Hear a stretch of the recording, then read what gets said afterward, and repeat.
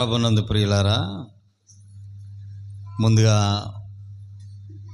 మన తండ్రి అయిన దేవదేవునికి కృతజ్ఞతాస్తుతులు చెల్లిస్తూ ఉన్నాను. దైవ సన్నిధికి విచ్చేసినటువంటి ప్రియ దేవుని బిడ్డలకును ప్రభు పేరట వందనాలు తెలియచేస్తూ ఉన్నాను. సోదరులు చక్కటి పాటలు నడిపించగా వారితో కలిసి మహోన్నతుడైనటువంటి దేవదేవుని కీర్తించగలిగాము, ఆరాధించగలిగాము. అలానే మనం అందరము చక్కగా దేవుని యందు ప్రీతి కలిగి దైవ సన్నిధిలో ఆయన ఆరాధించడానికి సంతోషంగా దేవుని సన్నిధానానికి రావటం, దేవుని పట్ల మనకున్నటువంటి విశ్వాసాన్ని భక్తి రూపంలో క్రియల ద్వారా మనం కనుపరుస్తూ ప్రతి ఆదివారము దేవుణ్ణి నిర్లక్ష్యం చేయకుండా తండ్రి అయిన దేవుని కీర్తించగలిగినటువంటి గొప్ప భాగ్యము, యోగ్యత, అర్హత దేవుడు మనకు దయచేసినటువంటి రీతి చాలా గొప్పది. ప్రతి ఆదివారము మంచి దేవుని మాటల ద్వారా మనం బలపరచబడుతూ ఉన్నాము. అలానే ఈ వారము కూడా దేవుని సన్నిధిలో మనం అందరం ఉన్నాము గనుక ఇదేదో ఆరాధన అనేటువంటిది తంతులా కాకుండా బాధ్యతారహితంగా దేవుణ్ణి కీర్తించటము మన బాధ్యత, ఆరాధించటము మన యోగ్యత అనేటువంటి విషయాన్ని గుర్తించి దేవుణ్ణి స్తుతించడానికి సిద్ధపాటు కలిగి ఉన్నాం. ఈ వారము మరొక మంచి పాఠాన్ని మనం నేర్చుకుని వాక్యపు వెలుగులో అనేకమైనటువంటి వాస్తవాలను మనం నేర్చుకుంటూ దేవుని సన్నిధిలో మనకు మనముగా సిద్ధపడాలి అనేటువంటిది ఒక మంచి ఆలోచన. ప్రార్థన చేసుకుందాము. మహిమ కలిగినటువంటి మా తండ్రి, ఘనమైన నామానికి స్తోత్రాలు, స్తుతులు నాయన. నీ సన్నిధానంలోకి వచ్చి పాటల ద్వారా మిమ్మల్ని స్తుతించాము, మహిమపరచగలిగాము. మా ఆత్మీయ జీవితాలకు మీ ఉపదేశము మాకు అవసరము గనక మీ కృపాశాసనము దగ్గరికి మేము శిరస్సులు వంచి విధేయత కలిగి ఉంటుండగా నీ బిడ్డలకు అర్థవంతమైన రీతిలో అవసరమైనటువంటి పాఠాన్ని మీరు బోధించమని వేడుకొనిచున్నాను. బోధన చేయుచున్నది నేదు కాని కానీ నా నోట మీ వాక్యాన్ని నుంచి నీ బిడ్డలను నాయన తండ్రి బలపరచుటకు, నీ ప్రియ బిడ్డలుగా యోగ్యులుగా తయారు చేయడానికి ఉపదేశం అవసరము గనక నన్ను ఈ పాఠాంశములను విడిచిపెట్టేవారుగా కాకుండా దానిని అవలంబించే మంచి మనసును స్వీకరించగలిగినటువంటి ఉద్దేశాన్ని నీ బిడ్డలందరికీ దయచేయమని వేడుకుంటూ మా రక్షకుడైనటువంటి యేసుక్రీస్తు పేరట ఈ ప్రార్థన అడుగుచున్నాను మా తండ్రి, ఆమేన్. ప్రభునందు ప్రియులారా, ఈరోజు మనం నేర్చుకోబోతున్నటువంటి పాఠము శ్రమలను అనుభవిస్తూ ఉన్నావా, ఆచరిస్తూ ఉన్నావా అనేటువంటి పాఠాన్ని మనం నేర్చుకోబోతా ఉన్నాము. శ్రమలను అనుభవిస్తూ ఉన్నావా, ఆచరిస్తూ ఉన్నావా? మనం ప్రతి ఆదివారము ఏదో ఒక మంచి పాఠము చేత, దేవుని ఉపదేశము చేత బలపరచబడుతూ ఉన్నాము. ఈ పాఠాలు ఆదివారం మాత్రమే కాకుండా మన స్థానిక సంఘం ద్వారా ఎప్పుడు ఏ కూడిక జరిగినా అది ఒక అంశముగా అక్కడున్న సందర్భాలను బట్టి పాఠాంశాలుగా మనం బోధించుకుంటూ అది నిత్యము మనకి త్వరగా వేగంగా మన మనసులకు అందాలని, మన హృదయాల్లో భద్రపరచబడాలని, ఆ పాఠాలను మర్చేవారుగా కాకుండా వాటిని అనుసరించేవారుగా ఉండాలనేటువంటి ఆలోచనతో ప్రార్థనాపూర్వకమైనటువంటి సిద్ధపాటు కలిగి ఈ అంశాలను తయారు చేస్తూ మనము చక్కగా దేవుని సన్నిధిలో నేర్చుకోవడానికి ఆత్మీయ సిద్ధపాటు కలిగి ఉన్నా. గత వారం చాలామంది వచ్చారు. గత వారం మనం ఏ పాఠం నేర్చుకున్నామో చెప్పగలరా తల్లి మీరు? దేవుడు ఎవరికి కాపరి అనేటువంటి పాఠాన్ని మనం నేర్చుకున్నాం. ఈ పాఠాలన్నీ రికార్డింగ్ అవుతూ ఉన్నాయి. ఒకవేళ మీరు ఆ పాఠాలను మరొకసారి వినే ఓపిక లేకపోయినా నాకు మాత్రం అవసరం. అలాగే బయట ఆసక్తి పరులు చాలా ఉన్నారు కనుక ఈ దేవుని వాక్యాలను భద్రం చేసే అవకాశాన్ని దేవుడు ఇచ్చాడు కనుక మనం అవకాశాలను వినియోగించుకుంటూ అనేకులను ఈ పాఠాల ద్వారా ప్రోత్సహించడానికి కనీసం 100 మందిలో కనీసం ఒకరికైనా ఈ పాఠాలు ఉపయోగపడితే దేవునికి దగ్గరయ్యి దేవుని నామ మహిమార్థమే ఉపయోగపడతారనేటువంటి ఆలోచనతో ఈ పాఠాంశాలను ఆదివారం మనం ఈ వీడియో ఆడియో రికార్డింగ్ ద్వారా మనం భద్రపరుస్తూ ఉన్నాం.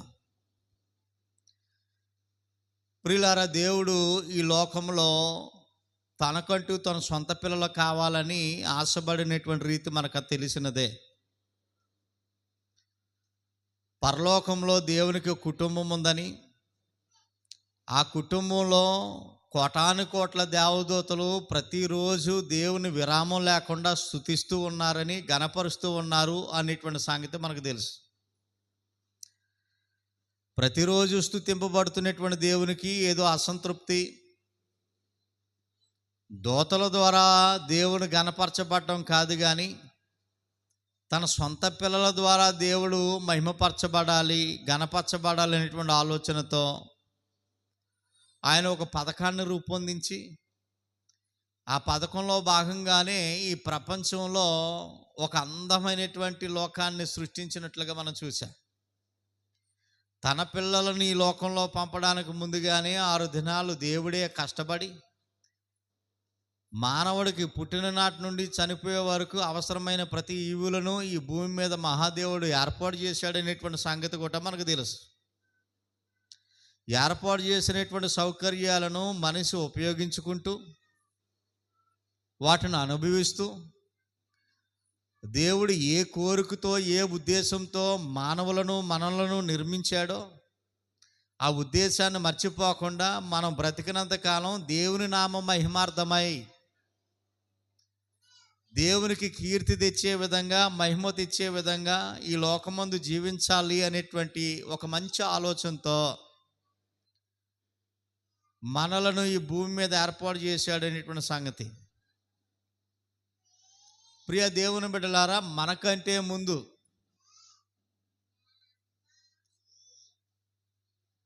ఈ లోకంలో దేవునికి సొంతైన ప్రజలు ఉన్నారు. పాత నిబంధనలో ఈ ప్రపంచానికి దేవుడు ఆ ప్రజలను ప్రత్యేకపరచుకుని వారిని ఇశ్రాయేలు దేవుడిగా పిలిపించుకుని ఇశ్రాయేలు ప్రజలకు దేవుడిగా ఉండి, ఇశ్రాయేలు ప్రజలు దేవునికి పిల్లలుగా ఉండి వారి ద్వారా దేవుడు గణపరచబడాలి, మహిమపరచబడాలి, కీర్తించబడాలి అనేటువంటి ఒక మంచి ఆలోచన దేవుడు కలిగి ఉన్నాడు. అందుకే దేవుడు ప్రపంచ మానవాళిలో నుండి తన జాతి ప్రజలను, ఇశ్రాయేలు ప్రజలను ప్రత్యేకపరచుకుని వారు ఈ లోకమందు ఎలాగుండాలో ఆ విధి విధానాలన్నీ అర్థమయ్యే భాషలో ప్రతి వారికి అర్థవంతంగా బోధించినటువంటి సందర్భాలు మనకున్నాయి.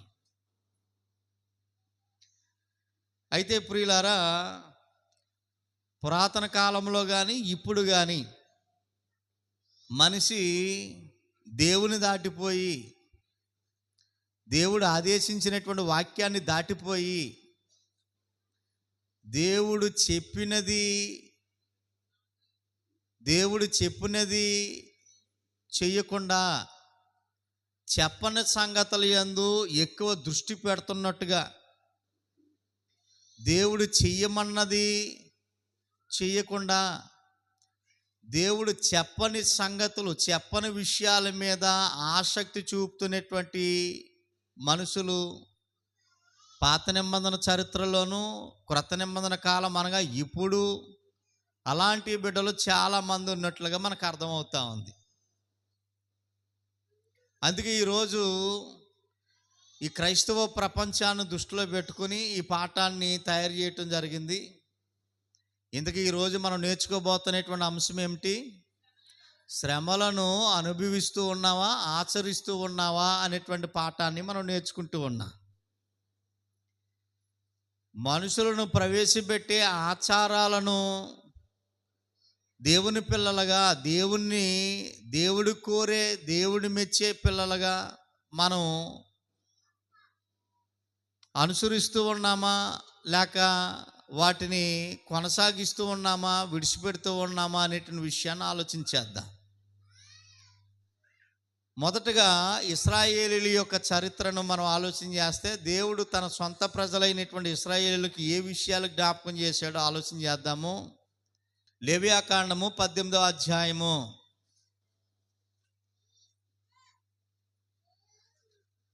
లేవికాండము 18వ అధ్యాయంలో చూడని ప్రియులారా, అందరూ గ్రంథాలు తెరిచి చూడాలని ఆశపడతా ఉన్నాను. 18వ అధ్యాయం 3వ వచనము. మీరు నివసించిన ఐగుప్తు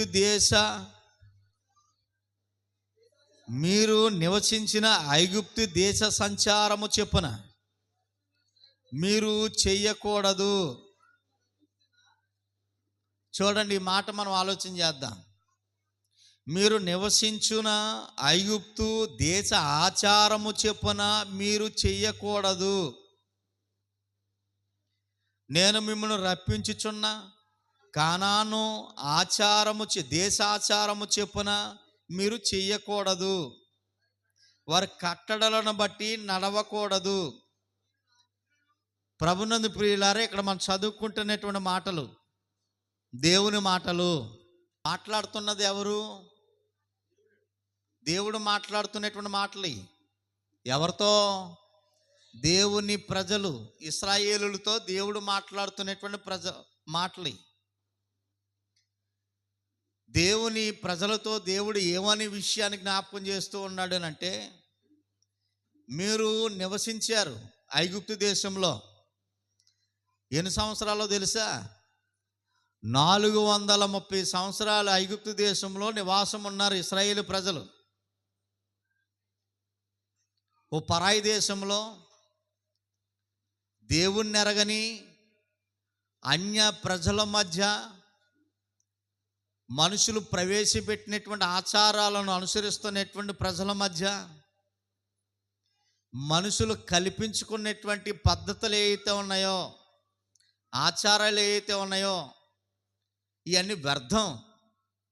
ఆ వ్యర్థమైనటువంటి మనుషులు కల్పించినటువంటి ఆచారాలు కానీ పద్ధతులు కానీ వ్యర్థమైనటువంటి వాటిని అనుసరిస్తున్నటువంటి ప్రజల మధ్య దేవుని సొంత ప్రజలు ఎన్ని సంవత్సరాల కాపురం ఉన్నారట? 430 సంవత్సరాల కాపురం ఉన్నారు. ఇప్పుడు అన్ని సంవత్సరాలు నివాసం ఉన్నటువంటి ప్రజలకి వారి భాష, వారి వ్యాస, వారి ఆచారాలు, వారి పద్ధతులు అలవాటు అవుతాయి అంటారండి. అలవాటు అవ్వవా? పెద్దలు ఒక మాట అన్నారు, సామెత. 6 నెలలు వారితో సహవాసం చేస్తే వారే వీరైపోతారని. 6 నెలలు కాదు ఇది.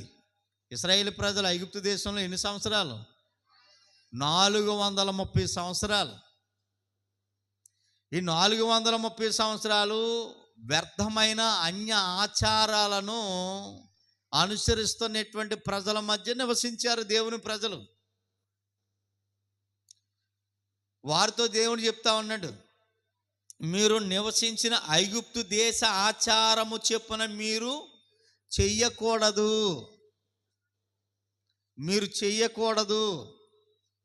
ఐగుప్తు నుండి విడుదల చేసి ఎక్కడికి నడిపిస్తా ఉన్నాడు? ఎక్కడికి తీసుకెళ్ళి పెట్టాలని దేవుని ప్రజలను? కానాను దేశంలో. మరి కానాను దేశం భూభాగం చాలా మంచిది, సారవంతమైనటువంటి భూభాగము, మంచి సమృద్ధి, ఆరోగ్యదాయకమైనటువంటి నీళ్ళున్న భూభాగము, సమృద్ధి కలిగినటువంటి పంటలు కలిగినటువంటి భూభాగము. అయితే ప్రదేశము మంచిదే, భూభాగం మంచిదే, సారవంతమైందే. కానీ అక్కడ నివాసం ఉంటున్నటువంటి ప్రజలు ఇంచుమించు 7 జాతుల ప్రజలు నివాసం ఉంటా ఉన్నారు కానాను దేశంలో. ఈ 7 జాతులు ప్రజలు దేవుని నమ్మిన వారా అనంటే కాదు. వీరు కూడా మనుషులు కల్పించుకునేటువంటి ఆచారాలను అనుసరించే వ్యర్థమైనటువంటి ప్రవర్తన కలిగినటువంటి ప్రజలు. ఐగుప్తుని విడిచి కానాను దేశానికి వచ్చిన తర్వాత కూడా మీరు ఏం చేయకూడదనంటే, కానాను దేశ ఆచారము చెప్పున మీరు చెయ్యకూడదు, వారు కట్టడలను బట్టి నడవకూడదు అని అంటా ఉన్నాడు. అంటే ఇప్పుడు దేవునికి ఒక ఆలోచన ఉంది. నాకు కొన్ని కట్టడలు ఉన్నాయి, నాకు కొన్ని ఉద్దేశాలు ఉన్నాయి, నాకు కొన్ని పద్ధతులు ఉన్నాయి. నాకు సంబంధించిన నా ప్రజలు నా కట్టడలను అనుసరించాలి. నేను చెయ్యమన్న విధి విధానాలను మాత్రమే పాటించాలి అని దేవుడు కోరుకుంటూ ఉన్నాడు. ఈ కోరిక దేవుడిది. ఈ కోరిక ఈ విధంగా కోరుకోవటం న్యాయం అంటారా? దేవుడు నేను చెప్పినట్టుగానే నా ప్రజలు నడవాలి, జీవించాలని దేవుడు కోరుకోవటం న్యాయమా అన్యాయమా? న్యాయమే. ఎందుకు న్యాయము? మనల్ని పుట్టించింది ఆయన, మనల్ని పోషిస్తున్నది ఆయన, మనకు ఆరోగ్యాన్ని ఇచ్చేది ఆయన, మనకి పని చేసుకోవడానికి సకల విధమైనటువంటి అవకాశాలు కల్పించింది ఆయన. ఈ రోజున మనం బ్రతుకుతూ ఉన్నాం, ఉనికి కలిగి ఉన్నాము అని అంటే దానికి కారణం దేవుడే. కాబట్టి దేవుడు ఎలా చెప్తే అలా చేయటం న్యాయమే. న్యాయమే అనే విషయాన్ని జ్ఞాపకం చేస్తూ ఉన్నాడు. ఇంకా మనం చదువుకోగలిగితే 4వ వచనం, మీరు నా విధులను గైకొనవలెను, నా కట్టడలను బట్టి నడుచుకొనుటకు వాటిని ఆచరింపవలెను, మీ దేవుడగు నేను యెహోవాను, మీరు నా కట్టడలను నా విధులను ఆచరింపవలను, వాటిని గైకొనువాడు వాటి వలన బ్రతుకును అని చెప్తున్నాడు. చూడండి, ఎవరైతే నాకు కుమారులుగా కుమార్తెలుగా ఉండాలనుకుంటూ ఉన్నారో వారు నా కట్టడలను విధులను అనుసరించాలి. అనుసరించడం వల్ల ఏంటి లాభం? నా మాటలు అర్థమవుతున్నాయి తల్లి మీకు?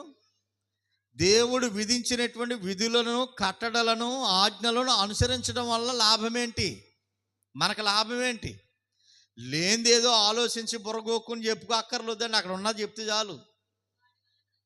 ఏమండి, వాటి వలన మీరు బ్రతుకుతారు అని చెప్తున్నాడు. వీటి వలన దేవుడు తన పిల్లలకు ఆదేశించినటువంటి ఆజ్ఞలను లేక కట్టడలను, విధానాలను మీరు అనుసరిస్తే బ్రతుకుతారు. అనుసరించకపోతే తర్వాత చెప్పాలి. మీరు అనుసరించకపోతే ఏమాకులు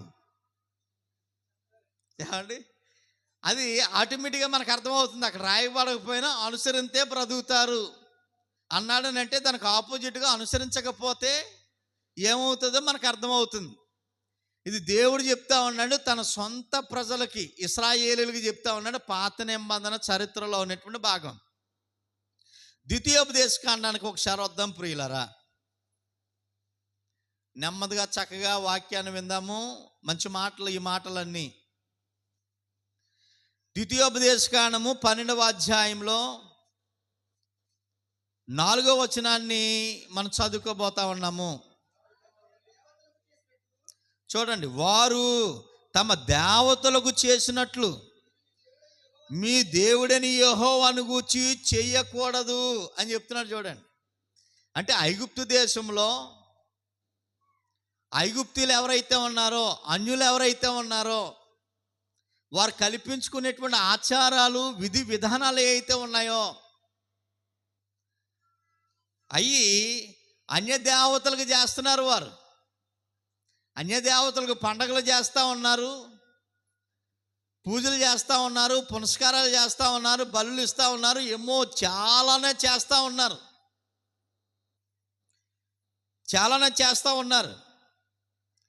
తమ దేవతలకు చేసినట్లు మీరు మీ దేవుడని యెహోవాను గూర్చి చెయ్యకూడదు అని చెప్తున్నాడు చూడండి. వారికి చేసినట్లుగా మీరు నాకు చెయ్యొద్దు.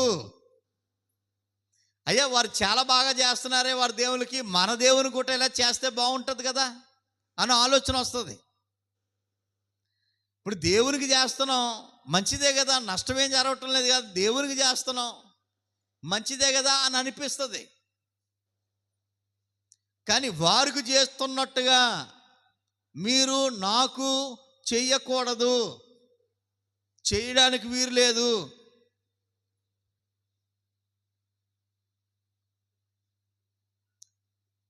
అర్థమవుతుందా ప్రియులారా? విషయాలు మనం జాగ్రత్తగా ఆలోచన చేస్తే మంచి సంగతులు మనకు అర్థమవుతూ ఉన్నాయి. చెయ్యకూడదు అని. ఇంకా మరొక విషయాన్ని జ్ఞాపకం చేద్దాం. ఇర్మియా గ్రంథానికి వద్దామా ఒకసారి. ఇర్మియా గ్రంథము 10వ అధ్యాయము. ఇర్మియా గ్రంథము 10వ అధ్యాయంలో ప్రారంభం నుండి చదువుకోగలిగితే, ఇశ్రాయేలు వంశస్థులారా, యెహోవా మిమ్మును గూర్చి సెలవిచ్చిన మాట వినండి. యెహోవా సెలవిచ్చుచున్నదేమనగా, అన్యజనుల ఆచారములు అభ్యాసింపకుడి. ఆకాశమందు అగపడు చిహ్నములు జనములకు భయపడుదురు, అయితే మీరు వాటికి భయపడకుడి అనేటువంటి విషయాన్ని జ్ఞాపకం చేస్తున్నాను. ఇశ్రాయేలు ప్రజలారా వినండి, నేను సెలవిచ్చినటువంటి మాట ఏంటనంటే, నేను సెలవిస్తున్నటువంటి మాట ఏంటనంటే, అన్యజనుల ఆచారములు మీరు ఏం చేయకూడదు, అభ్యాసింప చేయకుడి. అంటే మీరు నేర్చుకోవద్దు. అన్యజనుల ఆచారాలు మీరు నేర్చుకోవద్దు. ఎందుకు నేర్చుకోవద్దు అంటున్నాడు దేవుడు? అన్యజనుల ఆచారాలు మీరు నేర్చుకోవద్దు. మీరెవరు? నాకు సంబంధించిన నా ప్రజలు. వారు లోకస్తులు, వారికి దేవుడు లేడు, మందిరం లేదు, వాగ్దానం లేదు, వాక్యం లేదు, ఆశీర్వాదాలు లేవు, ఏమీ లేవు. వారికి తెలియక చేస్తున్నారు. ఓకే, వారిని దేవుడు విడిచిపెట్టిన గాక. కానీ తన పిల్లలకు ప్రతి విషయాన్ని చెప్తూ ఉన్నాడు ఆయన. నాకు తెలియదండి అనడానికి లేదు. తన ప్రజలకి ఏకంగా ఒక గ్రంథాన్ని ఇచ్చాడు. సంఘానికి అందరికి ఒక గ్రంథం కాదు, ఒక్కొక్క మనిషికి ఒక్కొక్క గ్రంథాన్ని ఇచ్చాడు. నాకు ఈ సంగతులు తెలవండి, తెలియక చేసేసానండి, కొంచెం గేడు తీయండి, పరలోకంలో అడుగు పెడతాను అనడానికి కుదరదు. చాలా క్లియర్గా చెప్తా ఉన్నాడు ఆయన. యెహోవా సెలవిచ్చినది ఏమనగా, అన్యజనుల ఆచారములు మీరు నేర్చుకోవద్దు. ఈ ఆచారాలు వారు కల్పించుకున్నారు. కల్పించుకుని ఈ పద్ధతులను వారి దేవతల పేర్ల మీద, దేవుడి పేర్ల మీద చేస్తున్నారు. కల్పించుకునేటువంటి ఈ ఆచారాలను. ఏదో బాగుండొచ్చు, చూడడానికి బాగుండొచ్చు, వినడానికి విడ్డూరంగా ఉండొచ్చు, చాలా అద్భుతంగానే ఉండొచ్చు. కానీ మీరు నాకు సంబంధించిన వారు కాబట్టి మీరు నేర్చుకోవద్దు. ఇంకేమన్నాడనంటే ప్రియులారా, 3వ వచనంలో, జనముల ఆచారములు వ్యర్థములు అని రాస్తున్నాడు చూడండి. జనాల యొక్క ఆచారాలు, మనుషులు ప్రవేశపెట్టిన కల్పించుకునేటువంటి ఆచారాలు వ్యర్థము. వ్యర్థము అన్నాడనంటే దేవుడు ప్రవేశపెట్టినటువంటిది కాదు ఇది, దేవుడికి అంగీకార యోగ్యమైంది కాదు ఇది, దేవునికి ఇష్టము కానిది.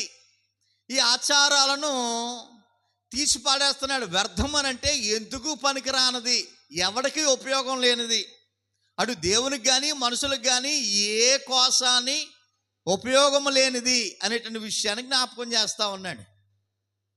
ఏ ఆచారాలు వ్యర్థమట? అన్యాచారాలు. అన్యాచారాలు అంటే మనుషులు కల్పించుకునేటువంటి ఆచారాలు ఏవైతే ఉన్నాయో అవి అనుసరిస్తుంటే వ్యర్థము వ్యర్థము వ్యర్థము అనేటువంటి విషయాన్ని జ్ఞాపకం చేస్తూ ఉన్నాడు. వ్యర్థము. మనిషి ఎంత అజ్ఞాని అయితే ఎంత అజ్ఞానం అక్కడ విషయాలు చెప్తాడండి. విషయాలు మనం తర్వాత మీరు చదవండి ఖాళీగా ఉన్నప్పుడు. 3వ వచనం నుండి జాగ్రత్తగా చదివితే మూడో విషయాన్ని జ్ఞార్తగా మనం ఆలోచన చేద్దాం. ప్రియ దేవుని బిడ్డలారా, జాగ్రత్తగా ఈ విషయాలను తర్వాత చదవండి. మనిషి ఎంత అజ్ఞానం, నేను చాలా తెలివైన వాడిని అని అనుకుంటాడు. కానీ తెలివైన వారే మనుషులు దేవతలను దేవుళ్ళను కల్పించుకుని పూజించుకునేటువంటి పరిస్థితి ఎంత దారుణంగా ఉందో వివరం చెప్తా ఉన్నాడు. నేను వాటిని చదవటం లేదు, కానీ మీరు తర్వాత మీరు చదవండి. ఇంకొక విషయాన్ని చెప్తా ఉన్నాడు ఆయన 8వ వచనంలో. జనులు కేవలము పశుప్రాయులు, అవివేకులు, బొమ్మల పూజ వలన వచ్చి జ్ఞానము వ్యర్థము అని చెప్తున్నాడు. చూడండి,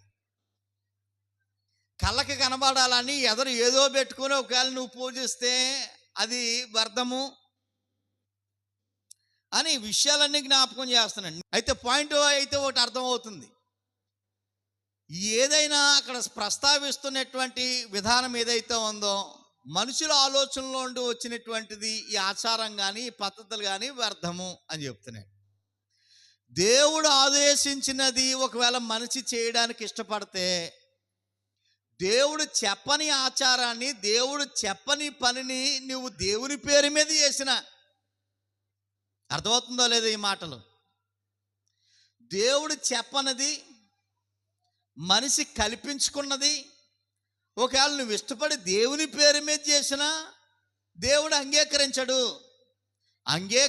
కదా. దాని వ్యర్థంతో ఆ ఆచారాన్ని వ్యర్థపరుస్తూ ఉన్నాడు, ఆ వ్యక్తులను వ్యర్థపరుస్తూ ఉంటాం. మేము కాకుండా దేవుని కోపం వస్తుందని చెప్తున్నాడు. చూడండి 10వ వచనంలో, యెహోవాయే నిజమైన దేవుడు, ఆయనే జీవము గల దేవుడు, సదాకాలము ఆయనే రాజు, ఆయన ఉగ్రతకు భూమి కంపించెను, జనములు ఆయన కోపమును సహింపలేరు. పెన్నులుంటే అది ఆ కొటేషన్ మీరు రాసుకోండి, అండర్లైన్ చేసుకోండి.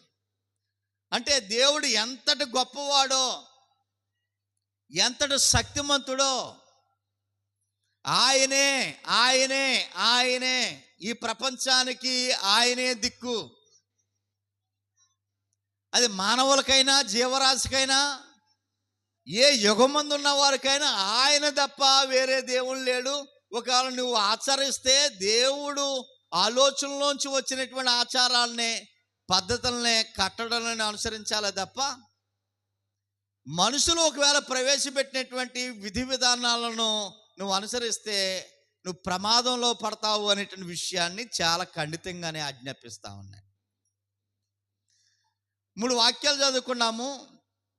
మహాదేవుడు ఇశ్రాయేలు ప్రజలకి, తన ప్రజలకు ఆదేశించినటువంటి కట్టడలు. ఈ మాటలు చదువుకున్నప్పుడు ప్రియులారా సీరియస్గానే చెప్పాడు ఆయన. సరదాగా చెప్పిన సందర్భాలు అయితే కావు. ఖచ్చితంగా మీరు ఆచరించకూడదు అనేటువంటి విషయాన్ని మీరు నేర్చుకోకూడదు.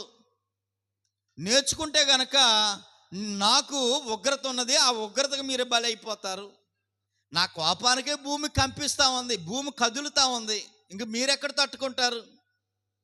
ఆయన కోపానికి సహించగలిగిన వాడెవడు? ఆయన కోపాన్ని తట్టుకునేవాడు ఎవడు అని ఈ 10వ అధ్యాయము ఇర్మియా గ్రంథం 10వ వచనంలో విషయాన్ని జ్ఞాపకం చేస్తా ఉన్నాడు, పాత నిబంధనకు సంబంధించి. అలానే క్రొత్త నిబంధనలో కూడా దేవుని ప్రజలైనటువంటి క్రైస్తవులకి, పాత నిబంధన ఇశ్రాయేలు ప్రజలకు చెప్పాడు విషయాలన్నీ. క్రొత్త నిబంధనలో దేవుని పిల్లలు ఎవర్రా అని అంటే, యేసుక్రీస్తు శిలువ రక్తంలో కడగబడి దేవుని పిల్లలుగా ఉండడానికి నిర్ణయించుకుని దేవుని యొద్దకు వస్తున్నటువంటి వారు ఎవరైతే ఉన్నారో, ఆయన ఆజ్ఞను అనుసరించి సంఘంలో చేర్చబడినటువంటి వారు బాప్తిసం పొంది వారందరూ దేవుని పిల్లలే.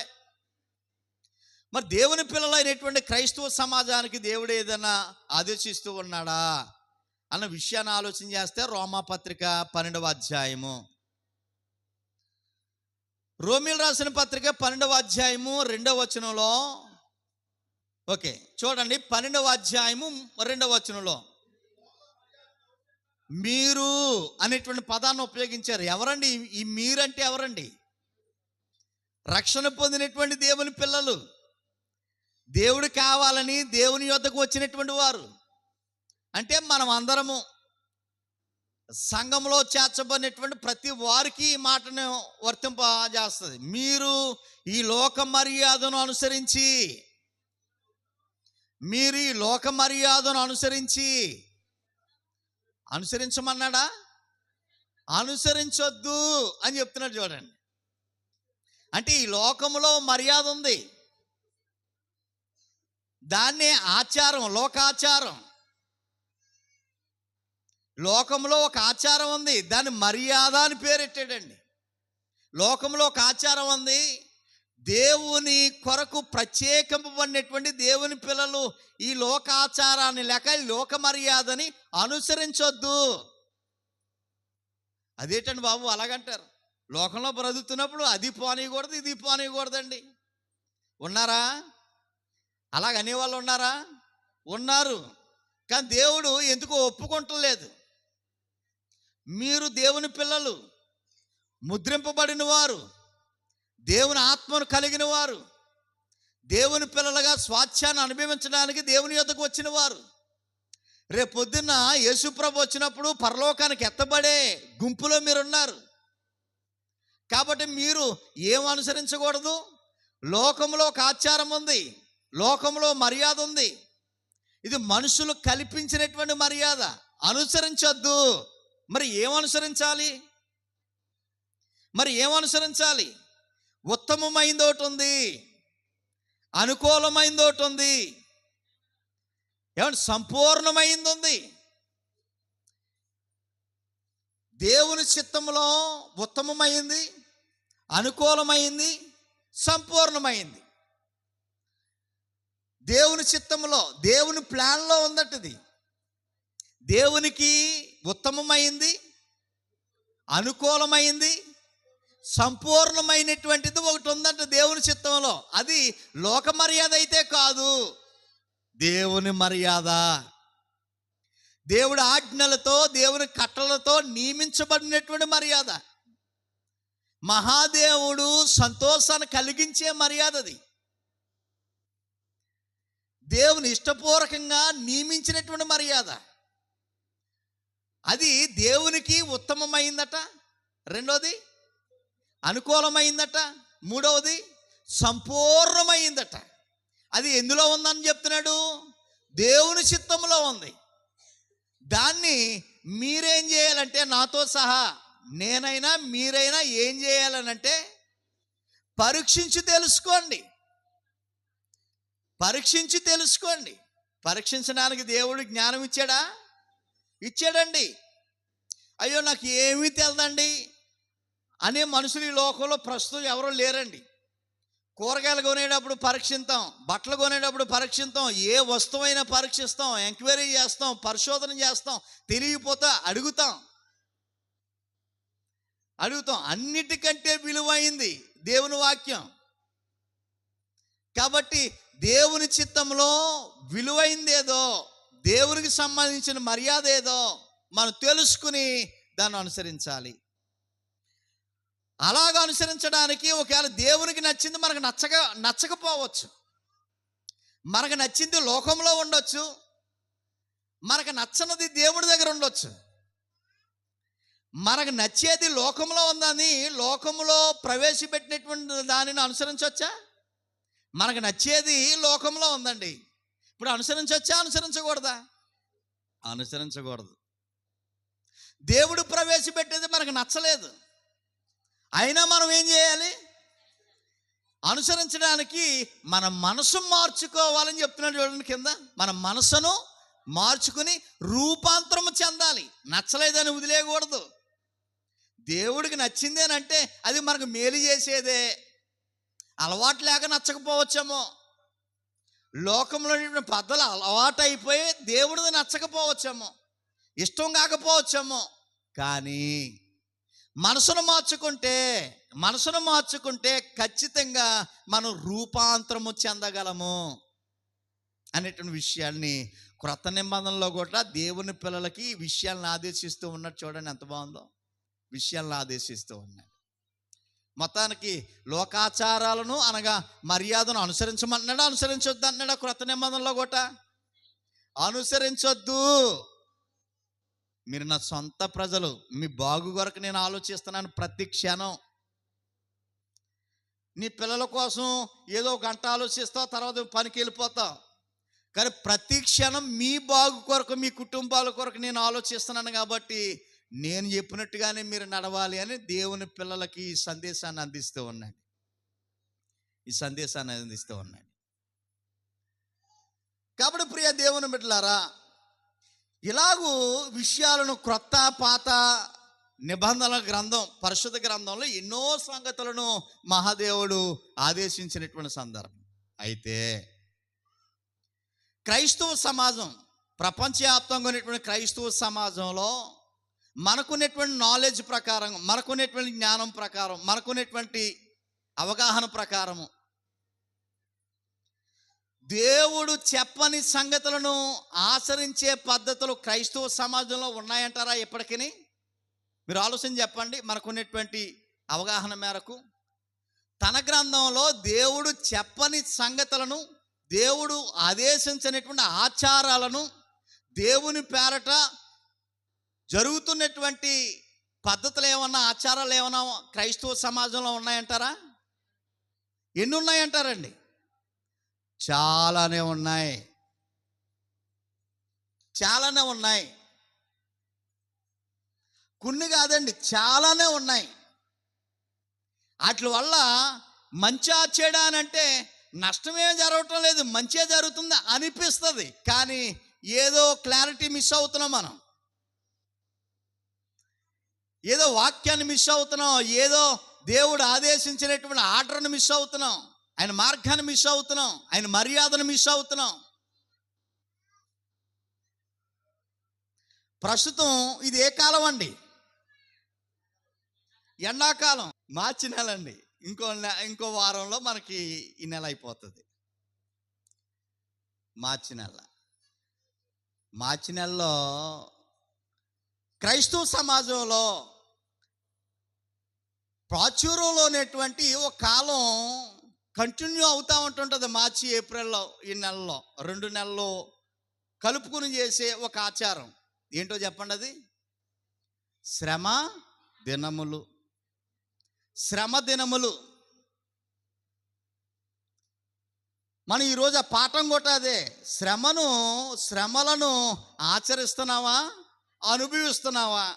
దేవుని పిల్లలుగా ప్రశాంతంగా ఫ్యాన్ల కింద దేవుని సన్నిధిలో గ్రంథాన్ని దగ్గర పెట్టుకుని గ్రంథపు వాక్యపు వెలుగులో ఈ పరిశోధన చేయగలిగితే నేను ఆచార క్రైస్తవునా, అనుభవపూర్వకమైనటువంటి క్రైస్తవునా అనేటువంటి విషయాన్ని ఆలోచన చేయాలి. అంటే ఈ శ్రమ దినాలు ఒకటే అనేది కాదు.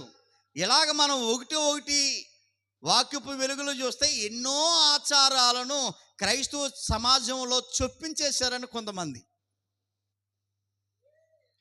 అది బాగానే ఉంటుంది అనిపిస్తుంది, కానీ నేను దేవుని దాటి వెళ్ళిపోతున్నాను అనేటువంటి ఆలోచన కనీసం ఎవరికి రావట్లేదు. దీన్ని ప్రవేశపెట్టిన వాళ్ళు సామాన్యులు కాదు, పెద్ద వారు ప్రవేశపెట్టడం ద్వారా దాని నుండి బయటికి రాలేనటువంటి పరిస్థితి ఉంది. ప్రియ దేవుని బిడ్డలారా, శ్రమ దినములు. ఎవరికి శ్రమ అనేది ఓ ప్రశ్న. శ్రమ ఎవరికి? మీరు చెప్పండి. శ్రమ దినాల్లో శ్రమ ఎవరికో చెప్పండి మీకున్న అవగాహన మేరకు. ప్రజలకా, ప్రభుకా? ప్రభుకు శ్రమ. మనుషులకు కాదా, ప్రజలకు కాదా? ప్రజలకు శ్రమలు లేవా? ఇప్పుడు ప్రజలకు శ్రమలు ఉన్నాయా లేవా? శ్రమలు ఉన్నాయండి. శ్రమలు అనుభవిస్తున్నారండి. ఇప్పుడు శ్రమలు అనుభవిస్తున్నారా? ఏమో, నాకు అంత రక్తాల గారి రోజు ఏడ్చేంత శ్రమ మన ఊర్లో వాళ్ళకైతే లేదన్న నమ్మకం.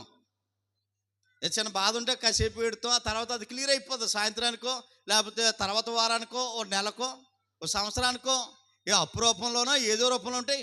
ఎప్పుడూ ఒకలాగా ఉండదండి, మారిపోతూ ఉంటుంటాయండి. శ్రమ దినములు. ఎవరికి శ్రమ? శ్రమ దినాలలో ఆయన ఏం తిండో? నీసు తిండో. మంచిదే, ప్రతి సంవత్సరం నేను పాటిస్తానండి, మా సంఘం అంతా పాటిస్తుందండి. శ్రమ ఎవరికి మేస్త్రి గారు అని అంటే ఆయన ఏదో చిన్న సిరినవ్వు నవ్వాడు. ఖచ్చితంగా ఇది చెయ్యాల మనం అని అంటే మరి యేసుప్రభు వారు చేశారు కదండి. యేసుప్రభు వారు 40 రోజులు ఆయన ఉపవాసం ఉన్నారు కదండి. యేసుప్రభు వారు 40 రోజులు ఉపవాసం ఉన్నారని ఈయననే కాదు, ఇక్కడ మనకు ఉన్నాడు కాబట్టి ఆయన పేరు చెప్పాం. అలా వీళ్ళు 40 రోజులు ఉపవాసం ఉండి ప్రార్థన చేస్తున్నారు. మంచిదే, ప్రార్థన చేయటం ఏమైనా తప్పు కాదు. ఉపవాసం ఉండటం ఏమైనా తప్ప? ఉపవాసానికి నేను వ్యతిరేకను కాదు. మళ్ళీ ఇలా చెప్పారేటని చెప్పి తర్వాత మీరు ఇబ్బంది పడవద్దు. ప్రార్థనకు నేను వ్యతిరేకం కాదు, కానీ పాయింట్ మిస్ అవ్వద్దు. దేవుడు ఆదేశించినటువంటి ఒక సంగతిని ఆచారం కింద అనుసరించడమే తప్పు అని వాక్యం బోధిస్తూ ఉంది. అప్పుడు నేను చెప్పవలసి వచ్చింది, మీరు భోజనం చేశాను, మీతో నేను మాట్లాడతానని చెప్పేసండి. భోజనం చేశారు, లోపల ఇంచుమించు చాలా సమయం కూర్చుని ఇదే డిస్కస్. యేసుప్రభు వారు అనుసరించారు కాబట్టి మనం అనుసరించడం తప్పు కాదండి అని అంటున్నాడు ఆయన.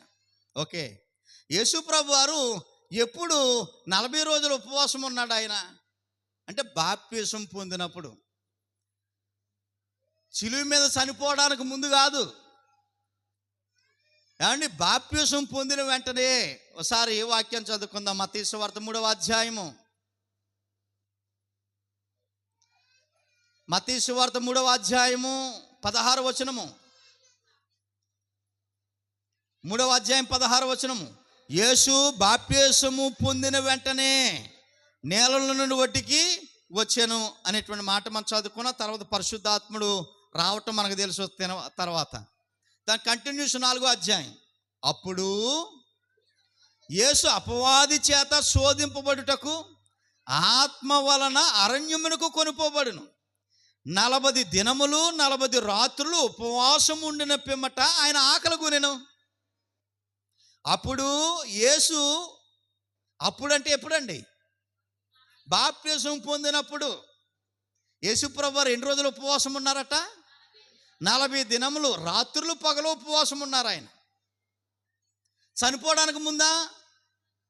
సేవ ప్రారంభించడానికి ముందా? బాప్తిసం పొందిన వెంటనే, బాప్తిసం పొందిన తర్వాత శ్రమ దినాలు పూర్తి అయిపోయిన తర్వాత ప్రభుకి అప్పుడు 3.5 సంవత్సరాలు ఆయన సేవ చేశాడు. ఈ శ్రమ దినాలు అయిపోయిన వెంటనే ఏమొస్తుందండి? గుడ్ ఫ్రైడే వస్తుంది. గుడ్ ఫ్రైడే అయిపోయిన 3వ రోజుకి ఏమొస్తుందండి? ఈస్టర్.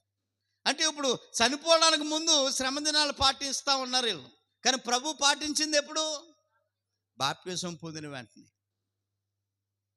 అబ్బో నిజమేనండి పాస్టర్ గారు, మేస్త్రి గారు చెప్తున్నాడు ఆయన. ఓకే, మంచిదే, ప్రభు చేశాడు కాబట్టి నువ్వు చేస్తున్నావు. ప్రభు చేసిద్దల్లా మనం చేయగలమా? ప్రభువారు చేసిందల్లా మనం చేయగలమా? చెయ్యలేం.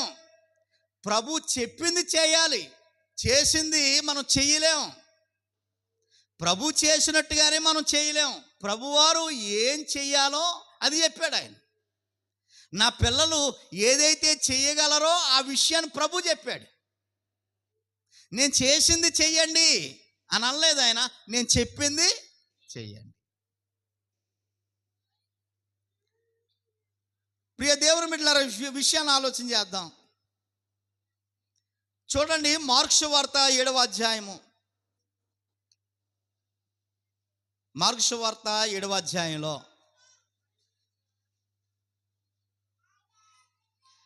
మార్కు సువార్త 7వ అధ్యాయంలో 3వ వచనం అండి. పరిసయ్యులను యూదులందరూ పెద్దలు పారంపర్య ఆచారం బట్టి చేతులు కడుక్కుంటేనే కానీ మీరు భోజనం చేయకూడదని చెప్తున్నారు. అంటే వీళ్ళకి పారంపర్య ఆచారం, పెద్దలు నియమించినటువంటి ఆచారాలు కొన్ని ఉన్నాయి. ఆచారంలో ఒకటి ఏంటంటే చేతులు కడుక్కోకుండా భోజనం చేయకూడదు. ఓకే, మంచిదే. భోజనం అనే కాదండి, ఇక్కడ భోజనం అనే పదం రాశాడు, కానీ చేతులు కడుక్కోకుండా ఏది తినకూడదు అనమాట. ఇది ఎవరి ఆచారం? ఎవరి ఆచారం? యూదులలో పరిచయలు అనబడినటువంటి వారు కల్పించుకున్న ఒక ఆచారం. ఈ ఆచారమే కాదు, ఇంకా చాలా ఉన్నాయి. మరియు వారు సంతకు వెళ్తే, సంతకెళ్ళి వచ్చిన తర్వాత ఖచ్చితంగా పైన నీళ్ళు చల్లుకోవాలి. సంతకెళ్ళి వచ్చిన తర్వాత నీళ్ళు చల్లుకోవాలి. అంతటితో అయిపోలేదు, కాళ్ళు చేతులు కడుక్కోవాలి. అంతటితో అయిపోలేదు, ఇంకేం చేయాలట? గిన్నెలను, కొండలను, ఇత్తడి పాత్రలను నీళ్ళలో కడగాలి. ఎవరు పెట్టినటువంటి ఆచారం ఇది? ఎవరు పెట్టిన ఆచారం? ఈ పరిచయలంటే అన్యులేం కాదండి, వీళ్ళు శాస్త్రులంటే అన్యులేం కాదండి. దేవుని నమ్మనటువంటి బిడ్డలు, దేవుని సేవలో, దేవుని మందిరంలో కొనసాగుతున్నటువంటి వారు. వీళ్ళకి ధర్మశాస్త్రం తెలుసు, వాక్యం బాగా తెలుసు. కానీ వాక్యాన్ని పక్కకు దోసి వీళ్ళకున్న ఆచారాలను ప్రజల మీద మోపారు. చేతులు కడుక్కోవాలి, చేతులు కడుక్కుంటేనే భోజనం చేయడానికి కుదరదు. కానీ ఇంకా గొప్ప, సంతకెళ్ళి వచ్చిన తర్వాత, లక్షవారం సంతకెళ్ళి వచ్చిన తర్వాత నీళ్ళు చల్లుకోవాలి. వాళ్ళు కల్పించారు, ధర్మశాస్త్రంలో లేదు, వాళ్ళు కల్పించారు ఆచారం. పోలే, మంచిదే, నీళ్ళు చల్లుకుంటాం. ఇంకా గొప్ప చిత్రం ఏంటనంటే, గిన్నెలు, కొండలు, ఇత్తడి పాత్రలు నీళ్ళల్లో కడగాలి. సంతకెళ్ళి వచ్చిన తర్వాత కాళ్ళు కడుక్కోవటమే బతకం, కొండలు కడగాలట, నీళ్ళు కడగాలి. ఇక్కడ ఒక మాట రాశాడండి, ఇత్తడి పాత్రలు. ఇత్తడి పాత్రలు అంటే ఏమనుకున్నారు? కింద పుట్టినట్లు ఏమని ఇచ్చాడు చూడండి, మంచములు. మంచాలను కూడా కడగాలి, అలా ఆచారం అది. చూడండి అక్కడ ఎంత వివరంగా ఉందో. మంచములు కూడా ఏం చేయాలట అంటే, దేవుని పేరటి ఇటు ఆచారాలను శాస్త్రులు, పరిచయలు ప్రజలకు ఏం చేసేసారు? జొప్పించేశారు. దేవుడు చెప్పాడా? ఇక్కడ ముంచుట, ఇత్తడి సామాన్లు ఏంటి ముంచటం అని అంటే బాప్టిజం అనేటువంటి పదం. ముంచుట అంటే బాప్టిజం, కడగటం అంటే బాప్టిజం. అంటే ప్రతి సామానికి బాప్టిజం ఇవ్వాలని కింద పుట్టినట్లు ఇచ్చాడు 2వ పాయింట్లో. అంటే కడగాలి, ముంచాలి, శుభ్రం చేయాలి, కలంకం అంతా తీసివేయాలనేటువంటి పదానికి కింద బాప్టిజములు అనేటువంటి పదాన్ని ఉపయోగించి. ఓకే, ఇవన్నీ ఎవరు ప్రవేశపెట్టినటువంటి ఆచారాలు అంటే, దేవుని ప్రజలకి, దేవుని సన్నిధిలో ఉన్నవారే దేవుడు ఆదేశించని కొత్త ఆచారాలను ప్రజలకు మోపారు. ఇప్పుడు వీళ్ళు వచ్చి ప్రభు దగ్గరికి వచ్చేమన్నారంటే, ప్రభా, నీ శిశువులు చేతులు కడుక్కోకుండా ఆహారం తింటున్నావు అన్నారు. ఇదేమన్నా న్యాయమా? పెద్దలు నియమించినటువంటి ఆచారాన్ని ఎందుకు ధిక్కరించారు అని ప్రభుని అడుగుతా ఉన్నారు. ప్రభుని అడిగితే అప్పుడు ప్రభు చెప్తా ఉన్నాడు 5-6 వచనాల్లో, అందుకు ఆయన వారితో ఇట్లనెను, ఈ ప్రజలు పెదవులతో నన్ను గనపరుస్తురు కానీ వారి హృదయము నాకు దూరముగా ఉన్నది. ప్రజలు నన్ను గనపరుస్తున్నారు, మందిరాల కిటకిలు ఆడేస్తూ ఉన్నాయి ప్రతి ఆదివారం. కానీ దేవుడు ఆదేశించేది చేసేవాళ్ళు తక్కువ. ఏమండి, వీళ్ళు కల్పించుకున్న ఆచారాలు అనుసరించేది ఎక్కువ. వారి హృదయంలో నాకు దూరంగా ఉన్నాయి. మనుషులు కల్పించిన పద్ధతులు దేవుడు చెప్పాడు, చేయకపోతే నీకు నష్టం జరుగుతుందని చెప్తున్నారట. మనుషులు కల్పించిన పద్ధతులు దైవోపదేశములను బోధించుచు, అంటే వారే ఓ పద్ధతిని, ఒక ఆచారాన్ని కల్పించి, ఇది ఎవరు చెప్పారు? దేవుడు చెప్పాడు, ఇది అనుసరించాలి అని దేవుని పేరట ప్రజల మీద మోపుతా ఉన్నారు. ప్రజల మీద మోపుతా, నన్ను వ్యర్థంగా ఆరాధిస్తూ ఉన్నారు. 40 రోజులు, 50 రోజులు, 60 రోజులు మంచిదే. సంవత్సరానికి 360 రోజులు, 40 రోజులే నేను భక్తిగా ఉంటాను, మిగతా 320 రోజులు భక్తిగా నేను ఉన్నంటే దేవుడు ఇష్టపడతాడా? రోజు ప్రార్థన చేయి, మంచిదే, దేవుడు ఇష్టపడతాడు. రోజు వాక్యం చదువు.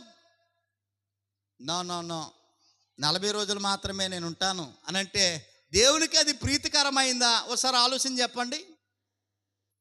నాకు పెళ్ళయింది, ఏమండి అమ్మగారు వచ్చి 40 రోజులు మాత్రమే మీరు చెప్పింది వింటాను, మీరేం చెప్తే అది చేస్తాను, మీ చెప్పు చేతుల్లోనే ఉంటాను, మిగతా 320 రోజులు నా ఇష్టం, ఎక్కడికి వెళ్ళినా ఎక్కడ తిరిగి వచ్చినా ఏం తిన్నా మీరు అడగడానికి సరిపోరండు అని అంటే బాగుంటుందండి?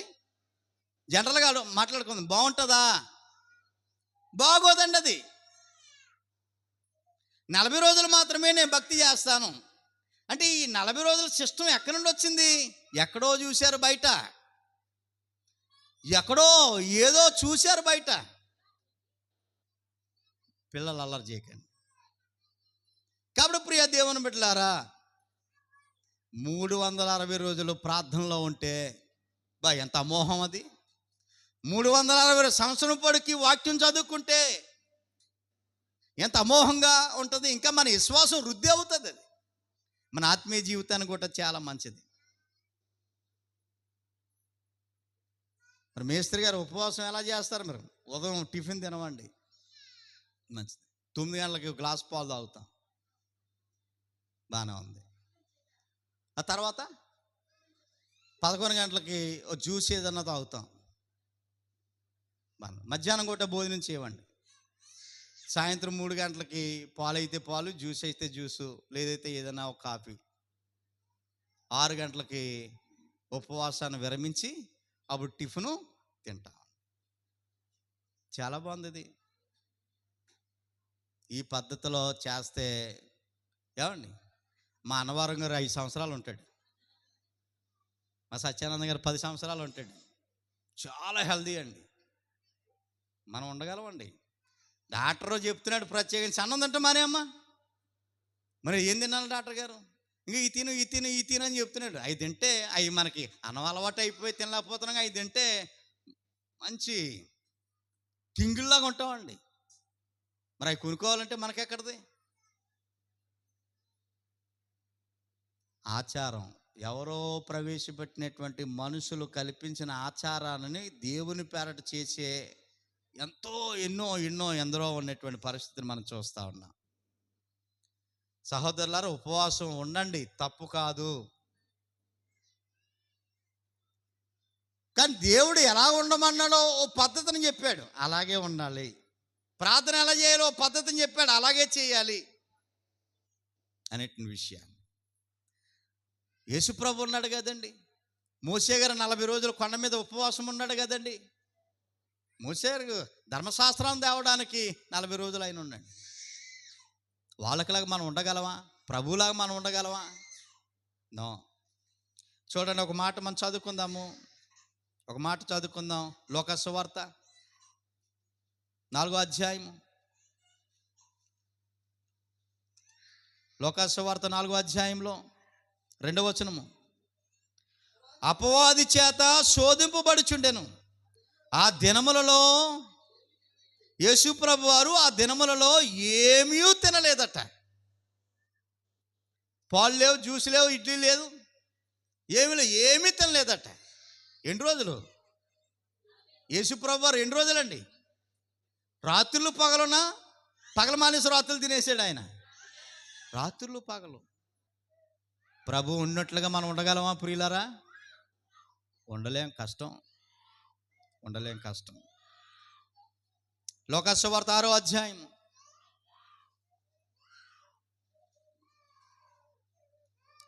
లోకా సువార్త 6వ అధ్యాయంలో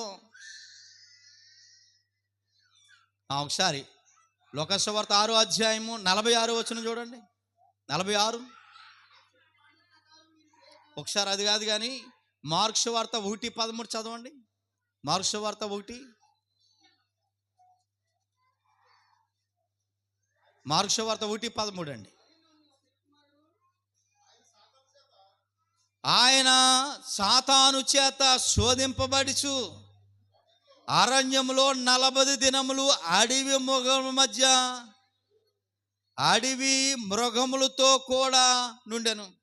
ఆయన అంటే ఎవరండి? ఎక్కడ ఉన్నాడండి? ఊరిలో ఉన్నాడు ఆయన? అడవి ఎవరి మధ్య? మృగాల మధ్య ఉన్నాడంట, మృగాల మధ్య ఉన్నాడట, అడవి మృగాల మధ్య ఉపవాసాన్ని గడిపాడు ఆయన. మరి మన ఉపవాసాలు ఏమండి? చక్కగా మంచి విలాసవంతమైనటువంటి గృహాలలో, అలాగే సౌకర్యవంతమైనటువంటి పరిస్థితుల్లో. అంటే ఎందుకు విషయాలు జ్ఞాపకం చేస్తానంటే, ప్రభు చేశాడు కదండి. ప్రభు చేసినట్టుగా మనం చెయ్యలేం. అడవిలో, అరణ్యంలో, అడవి మృగాల మధ్య ఆయన ప్రార్థనలో గడిపాడు రాత్రులు పగలు. ఆయన ఏమీ తీసుకోలేదు, ఏమీ తీసుకోలేదు.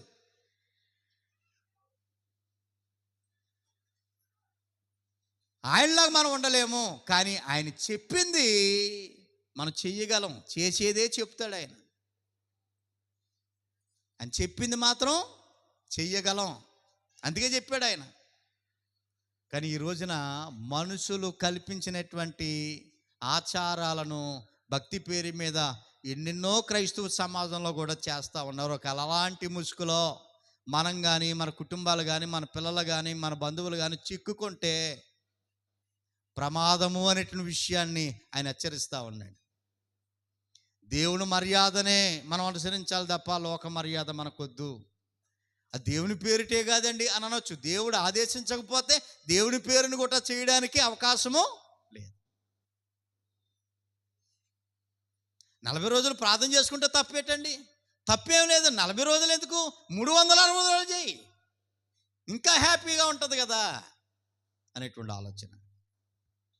లోక సువార్త 6వ అధ్యాయంలో చూడండి ప్రియులారా, 46. నేను చెప్పిన మాటల ప్రకారం మీరు చేయక, యేసుప్రభు చెప్తున్నాడు, నేను చెప్పినట్టు మీరు చేయట్లేదు. నేను చెప్పిన మాటల ప్రకారం మీరు చేయక పైపొచ్చు ప్రభువా ప్రభువా ప్రభువా ప్రభువా స్తోత్రం స్తోత్రం స్తోత్రం వందనాలు వందనాలు వందనాలు చెప్పుడే ఎందుకు అని అడుగుతున్నాడండి ఆయన.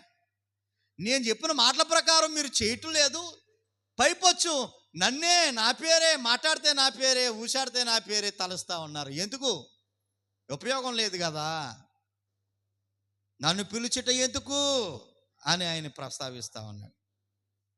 నా యొద్దకు వచ్చి నా మాటలు విని వాడు చెప్పును చేయు ప్రతివాడు ఎవరిని పోలి ఉంటాడో అని ఒక ఉదాహరణ చెప్తున్నాడు. బండ మీద ఇల్లు కట్టుకున్న బుద్ధిమంతుని పోలి ఉంటాడు. బుద్ధిమంతుడు నేను చెప్పినట్టు చేస్తే వాళ్ళ కుటుంబం బండ మీద కట్టినట్టు ఉంటుంది. వాన వస్తుంది, వరద వస్తుంది, తుఫాను వస్తుంది, భయంకరమైనటువంటి పెనుగాలులు వస్తాయి, చెంకు చెదరు నాలో మీ కుటుంబాలు కట్టబడితే. బుద్ధిమంతుల కుటుంబం అది. వారి పిల్లల భవిష్యత్తు బాగుంటుంది, వారి కుటుంబాలు బాగుంటాయి. దేవుని మాటలకి వారు చెవునిచ్చారు, దేవుని మాటలకు వారు హృదయాన్ని ఇచ్చారు. ఇవ్వటం మాత్రమే కాదు, దేవుని మాటల ప్రకారంగా దేవుడు చెప్పింది చేస్తున్నారు. వారు మనుషులు కల్పించిన ఆచారాలను అనుసరించడం లేదు, దేవుడు చెప్పింది పాటిస్తూ ఉన్నారు. బండ మీద కట్టినట్టుగా ఉంటారు. ఒకవేళ దేవుడు చెప్పనిది మనుషులు కల్పించిన ఆచారాలను మీరు పాటిస్తే, దేవుని పేరు మీద పాటించినా మీ కుటుంబాలు ఇసుక మీద కట్టినట్టుగానే ఉంటాయి, కూలిపోతాయని చెప్తున్నాడు ఆయన. ఇసుక మీద కట్టిన బిల్డింగ్ కూలిపోతుందండి, ఉంటుందా? రిబ్బన్ కట్టింగ్ అవ్వకుండానే పడిపోతుంది, కూలిపోతాయి. ఇల్లు కోసం కాదు, అది కుటుంబాల కోసం చెప్తున్నాడు. కుటుంబాలు కూలిపోతాయి, మన కుటుంబాలు దేవుళ్ళలో వాక్యంలో కట్టబడకపోతే కూలిపోతాయి అన్న విషయాన్ని జ్ఞాపకం చేస్తూ ఉన్నాడు. యేసుప్రభు వారు ఈ లోకంలో ఉన్నప్పుడు శ్రమలు అనుభవించాడండి. ఆయన పొందిన శ్రమలు మనం ఏమైనా పొందగలమండి? అసలు మనం ఒక్క కొరడా దెబ్బలు ఎత్తే బొంగరం తిరిగినట్టు తిరిగేస్తాం. ఒకే ఒక కొరడా దెబ్బ తింటాను, ప్రభువు తిన్న కొరడా దెబ్బ. రోమీలు కొరడాలు ఎలా ఉంటాయనంటే చూడండి, ఎద్దుల బండి దూల కొరడా అలాగ కర్రకున్నట్టు ఉండదండి. ఇంచుమించు మూడు మీటర్ల పొడవు ఉంటుంది ఆ కొరడా. తోలుతో తయారు చేస్తారు, అల్లి జడేస్తారు, చూసారు? అలాగ అల్లి తోలుతో లాస్ట్ని చివరిని చీలుకలు ఉంటాయి, ఆ చీలుకలకి గాల ముళ్ళులాగా ఉంటాయి కొక్కెన్లు, రోమి కొరడాలయ్యి. అక్కడ ఉన్నటువంటి వాడిని ఇక్కడ నుండి బలంతో దాన్ని విసిరితే ఆ శరీరానికి గుచ్చిపోతాయన్న కుక్కేళ్ళు. అప్పుడు లాగితే చర్మం ముద్ద, మాంసం ముద్ద వెనక రావాల్సిందే. కొరడాలు కొనేటువంటి ఈ గేలమ్ముళ్ళు కుక్కేళ్ళని వెనక రావటం కాదు, పట్టుకునేటువంటి చర్మాన్ని మాంసం వెనక లాగుతుందండి. అలా ఒకటి దాకా 40 దెబ్బలు ప్రభు తిన్నాడు మన కోసం. ఒకటన్నా తినగలమా మనం? శ్రమ ఎవడో పడుతున్నాడండి, శ్రమ కాదండి ఇది. ప్రభు పడ్డాడు శ్రమ, ప్రభు పడ్డాడు శ్రమ. ఆయన పేరట జ్యూస్ తాగుతున్నాం అంతే మనం, ఆయన పేరట పాలు తాగుతున్నాం అంతే మనం, ఆయన పేరట అన్నీ అనుభవిస్తున్నాం అంతే. ఎబ్రీ పత్రిక 5వ అధ్యాయం, త్వరగా ఎబ్రీ పత్రిక 5వ అధ్యాయము చూడండి ప్రియులారా, ఈ మాట 7వ వచనం. శరీరధారి ఉన్న దినములలో యేసు ప్రభువారు మహారోదనతోనూ కన్నీళ్లతోనూ మరణం నుండి రక్షింపగలవానికి ప్రార్థనలు యాచనలు సమర్పించి భక్తి కలిగి జీవించాడట యేసు ప్రభు. అంటే శరీరంతో ఉన్నంత కాలం శ్రమ అనుభవించాడండి, కన్నీళ్లు గార్చాడండి. బా శ్రమ. అలాంటి శ్రమ మనం అనుభవిస్తున్నామా? అప్పుడు శ్రమ దినాల పేరట ఆచారాన్ని అనుసరిస్తున్నామా? ఆలోచించాలి. శ్రమ అనుభవిస్తున్నామా? ఆచరిస్తున్నామా? ఆచరించే క్రైస్తవం ఈ లోకంలో కనబడతా ఉంది, అనుభవించే వాళ్ళు తక్కువ. దేవుని పేరట అవమానం జరిగితే దేవునికి దూరం అయిపోయిన వాళ్ళు ఎంతోమంది ఉన్నారు. దేవుని పేరట దెబ్బలు తగిలితే దేవుని మందిరానికి దూరం అయిపోయిన వాళ్ళు ఎంతోమంది ఉన్నారు. సిగ్గొస్తే దేవుని విడిచిపెట్టే వాళ్ళు ఎంతోమంది ఉన్నారు. నిందలు వస్తే విడిచిపెట్టే వాళ్ళు ఎంతోమంది ఉన్నారు. అప్పు వస్తే, కరువు వస్తే దేవుని దేవుడు మంచోడు కాదు, దేవుడు నాకు ఏం చేశాడు, దేవుడిని బోన్లో పెట్టి నిలబెట్టే వాళ్ళు ఎంతోమంది ఉన్నారు. జగదీశ్వరు మా ప్రభువే శరీరధారిగా ఉన్న దినములలో ఎంతో రోదన అనుభవించాడట. ఆయన రోదనలో, ఆయన కన్నీళ్ళలో అసలు మన కన్నీళ్ళంతా, మన రోదన ఎక్క, మన బాధ ఎక్క, మన శ్రమ ఎక్క. శ్రమ ఎక్కలు ఉన్నాయండి. శ్రమ దినాల్లో నీసు తిన్న మేస్త్రి అన్నాడు, కానీ 250 రూపాయలు అలాగే ఉంది, అలా నిలబడిపోయింది కేజీ మాంసం. మీరు తిన్నారో లేదు ఇవాళ? ఏమండి? అమ్మో బాబోయ్, నేను ఇంకా తప్పు చెప్పాను, 300 దాటేసింది. శ్రమ దినాలు ఎవడో తింటలేదేటి? తినకపోతే రేటు ఎలా పెరుగుతుంది? తింటున్నారు. చేప కేజీ ఎంతో తెలుసా? మీరు తెచ్చుకుంటే తెలుస్తుంది. పాపం మీరు తెచ్చుకుంటలేదు, డబ్బులు లేక. అవునండి, విషయాన్ని మామూలుగా జ్ఞాపకం చేస్తాం. అన్నీ ప్రతిదీ రేట్ అండి. అంటే ఏమర్థమవుతుంది మనకి?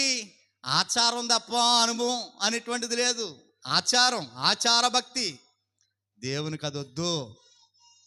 దేవుని అంటే మనం చేస్తున్నామన్న విషయాన్ని చెప్పడం లేదు. లోకంలో ఇలాంటి పరిస్థితి కలిగినటువంటి బిడ్డలు ఉన్నారు, వారికి ఉపయోగపడే సందేశం. అందుకే విషయాన్ని జ్ఞాపకం చేస్తున్నాం. ఇప్పుడు మనం నేర్చుకుంటే రేపొద్దున ఎవరికన్నా చెప్పడానికి అవకాశం ఉంటుంది. మనం మనుషులు కల్పించిన ఆచారం మనకొద్దు, దేవుడు ప్రవేశపెట్టినటువంటి విధానమే మనకు అనుభవపూర్వకంగా ఉండాలనేటువంటి ఒక ఆలోచన. అర్థమవుతుందా ప్రియులారా? యేసుప్రభు శ్రమ పొందాడు, మనం కూడా ఏం పొందాలి? ఇప్పుడు సంతోషాన్ని అనుభవించాలా? చూడండి, 1 కొరింథీ పత్రిక, 1 పేతురు రాసిన పత్రిక 4వ అధ్యాయం ప్రారంభం. 1 పేతురు 4వ అధ్యాయం ప్రారంభం. క్రీస్తు శరీరమందు శ్రమపడెను, క్రీస్తు శరీరమందు శ్రమపడెను కనుక మీరును అన్నాడు. చూడండి, మీరును అట్టు మనసును ఆయుధముగా ధరించుకోండి. అట్టు మనసును మీరు ఆయుధముగా. ఎలాంటి మనసు? క్రీస్తు శరీరమందు శ్రమ పడ్డాడు.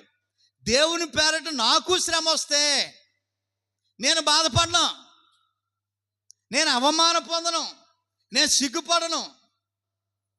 నా పేరట మీరు అవమానం పొందినా, నిందల పాలైనా, శ్రమలు పొందినా, అప్పుల పాలైనా, ఏదైనా ఆనందంగా దేవుడు నన్ను సంరక్షిస్తాడు, ఆయనే నాకు దారి చూపిస్తాడు అనేటువంటి ఒక ఆలోచనతో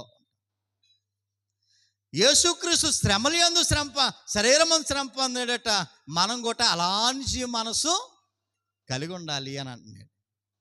యేసుప్రభు ముఖం మీద ఏమేశారండి? ఉమ్మేశారండి. మనం చూసి మన ముఖం మీద ఉమ్మే అక్కర్లేదండి, రోడ్డు పక్కన ఏమన్నా చాలు మనం వస్తుండగాను. రోడ్డు పక్కన, మన మీద కాదు. అంటే ప్రభు జీవితానికి మన జీవితానికి ఒకసారి అలా టాలీ చేసుకోండి. విషయాన్ని జ్ఞాపకం చేస్తున్నాను అంతే.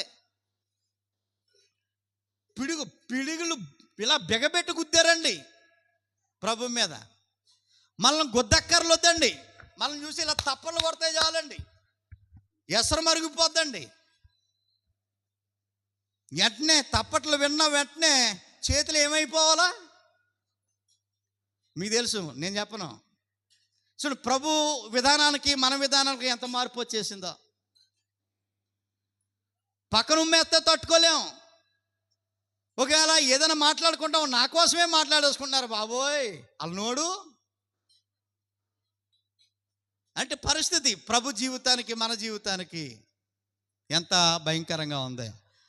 అట్టు మనసు మీరు కలిగి ఉండండి, ప్రభు లాంటి మనసు మీరు కలిగి ఉండండి అని అంటున్నాడు. అపోస్తుల కార్యాలు 14వ అధ్యాయము,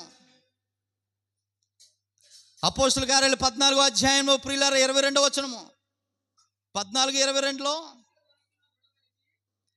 శిష్యుల మనసు చూడండి, శిష్యుల మనసు దృఢపరిచి పౌలు గారు విశ్వాసమందు నిలకడగా ఉండండి, శ్రమ వచ్చినా వ్యాధి వచ్చినా ఏదొచ్చినా తొలగిపోవద్దు, ప్రభుకే వచ్చాయి అని నిలబడ్డాడు ఆయన. దేవుని పనిని తుదముట్టించాడు ఆయన, తొలగిపోలేదు. అలానే మీరు కూడా దేవుళ్ళో సంఘంలో ఆత్మీయతలో దృఢంగా ఉండండి, నిలకడగా ఉండండి. అనేక శ్రమలు అనుభవించి మన దేవుని రాజ్యంలో ప్రవేశించండి అని చెప్తున్నాడు. చూడండి, శ్రమలు అనుభవించి దేవుని రాజ్యంలో ప్రవేశించండి. శ్రమలు కొన్ని ఉన్నాయంటున్నాడా, అనేకమని ఉన్నాయంటున్నాడా?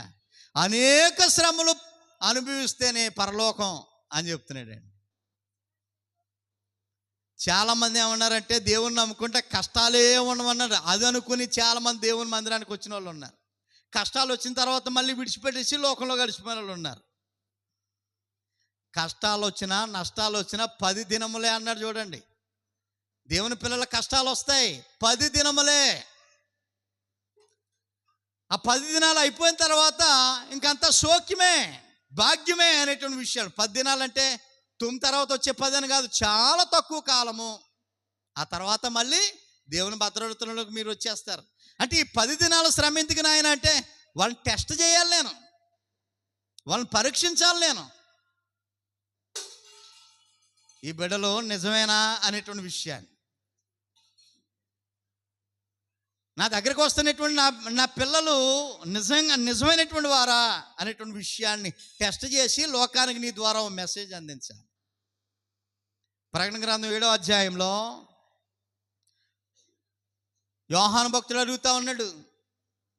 యోహాను భక్తుడిని దేవదూత అడుగుతా ఉంది, ఈ తెల్లని వస్త్రాలు ధరించుకున్న వాళ్ళందరూ ఎవరు అని యోహాను అడిగితే, యోహాను ఏమంటాడంటే, అయ్యా నాకేం తెలుసు బాబయ్య, ఆ తెల్ల బట్టలు వేసుకున్న వాళ్ళు ఎవరో నాకు తెలియదు, నువ్వే చెప్పాలని చెప్పేసి యోహాను దేవదూతను అడిగితే అప్పుడు చెప్తున్నాడు. చూడండి, ఈ పరలోకంలో తెల్లని వస్త్రాలు ధరించుకున్న వాళ్ళు ఎవరో తెలుసా?